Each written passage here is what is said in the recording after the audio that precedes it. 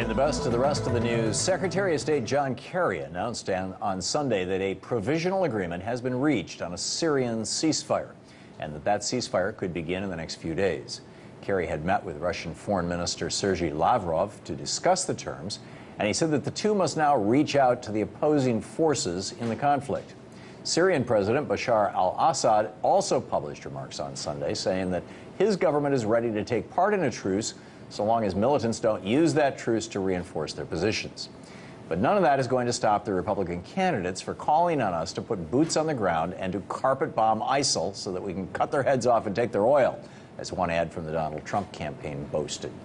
The really terrifying thing, though, is the fact that so many Americans seem to be rallying behind rhetoric like Trump's and Ted Cruz's, because that's exactly what ISIL and other radical Islamic terror groups want, so that they can use American intervention as a propaganda tool.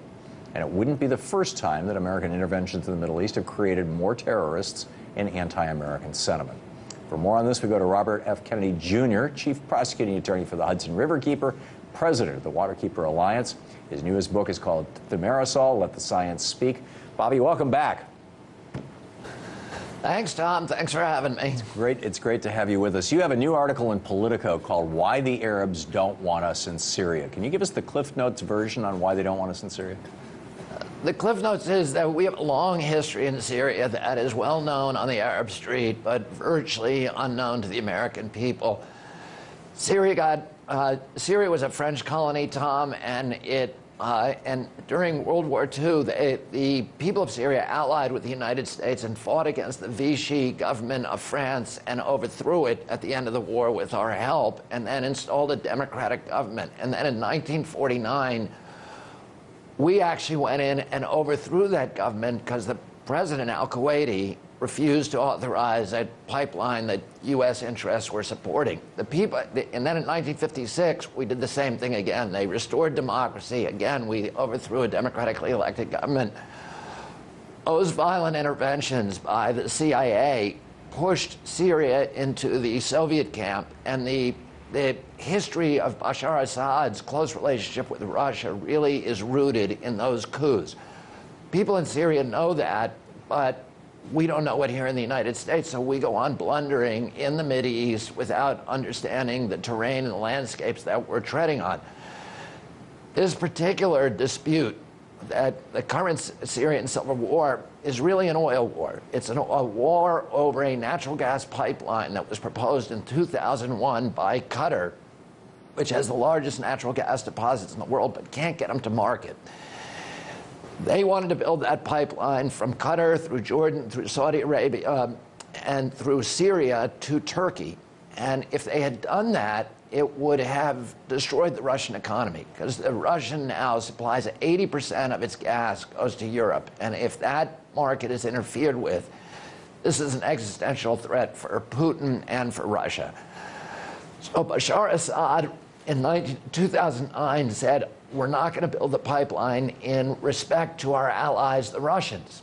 Immediately, the Sunni regimes, the monarchies of Qatar and Saudi Arabia, began funding the Sunni uprising. They were joined by France, by England, and to a small extent, because Obama resisted, by the United States. But that Sunni uprising that they funded has now turned into ISIS.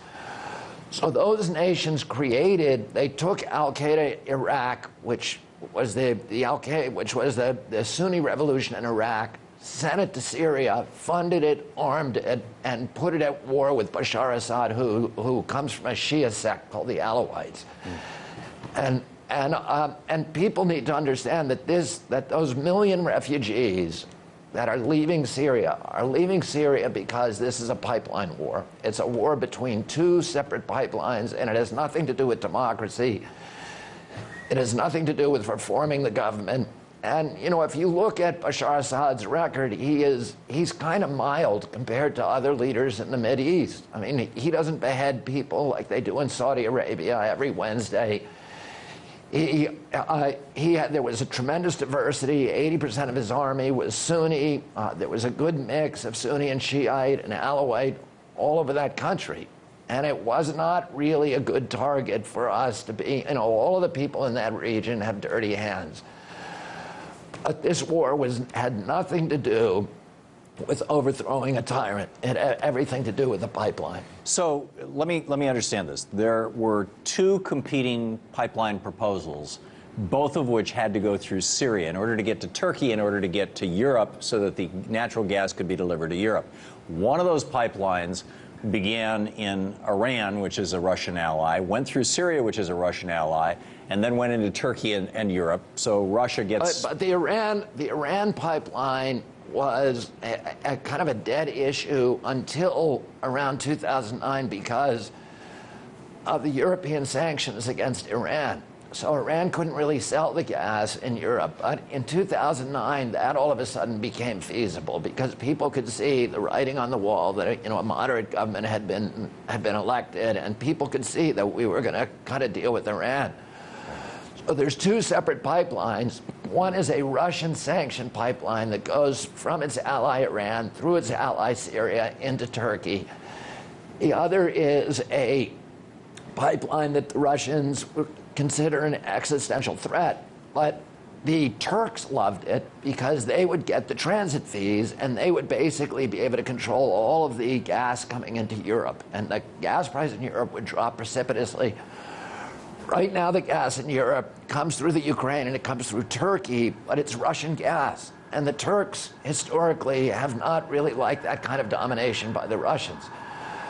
Putin has also used that gas to leverage political conciliations from Turkey and from the other Europeans. So for them, it was very attractive to have an alternative, which would have been Qatari gas.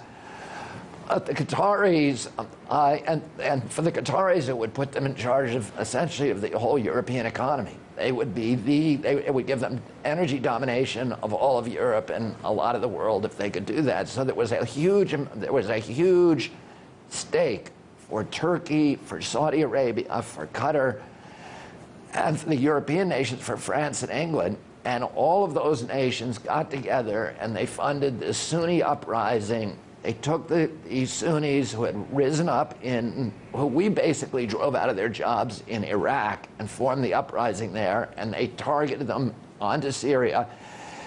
There's a 2006 Pentagon report that says if we continue funding them, this group is going to start its own Islamic State in Syria.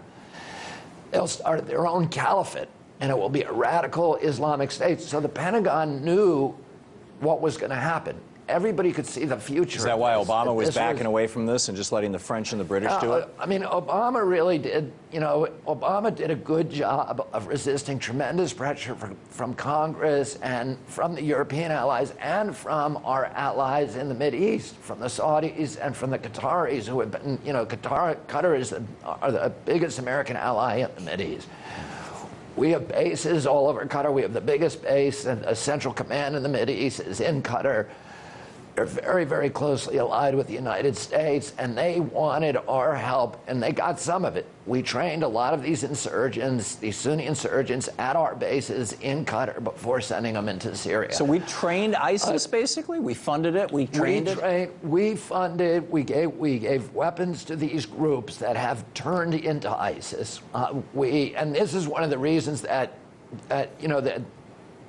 we've broken now publicly for the first time with the Saudis and with Qatar on what to do in Syria, because they want to go ahead and continue funding the radical caliphate, and we are saying no, we don't want anything to do with it. So the Obama administration is putting a lot of daylight between itself and the Saudis and the Qataris and the Turks.